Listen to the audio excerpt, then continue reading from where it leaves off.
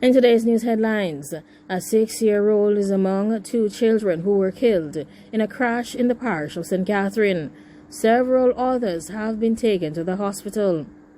A 6-year-old is among 2 children who died from crash-related injuries in a mass casualty road tragedy on Saturday. 11 persons were involved in the 2-vehicle crash, including at least 4 children. 2 children have been transferred to the Children's Hospital, and an adult was taken to KPH. Several of the individuals who were involved in the crash sustained severe brain injuries and fractures.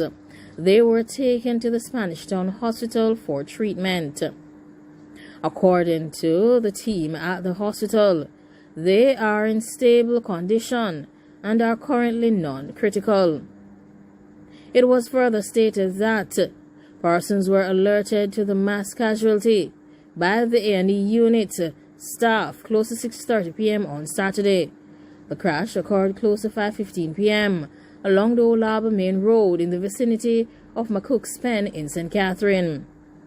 A 2012 Toyota Wish with 9 persons aboard, along with a 2012 Nissan AD wagon with 2 persons, were traveling in opposite directions when the driver of the Toyota Wish reportedly sought to execute an overtake when the crash occurred. It was further stated that the road on which they were traveling was wet.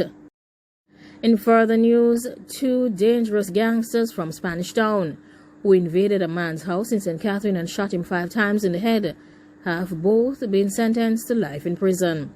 Morgan and Smith were also sentenced to 20 years for illegal possession of firearm and ammunition. They will serve 20 years before being eligible for parole. Based on evidence presented, it indicates that close to 11 p.m., Maxwell Brown was at his Dempsey Pen home with his family when men kicked in the door of the premises and entered. The men then went into Brown's bedroom and executed him. Following an investigation, the 2 men were arrested and charged. 2 illegal guns, including a rifle and 36 assorted rounds of ammunition, were seized during a joint police-military operation along Williams Road in Kingston 5 on Friday night.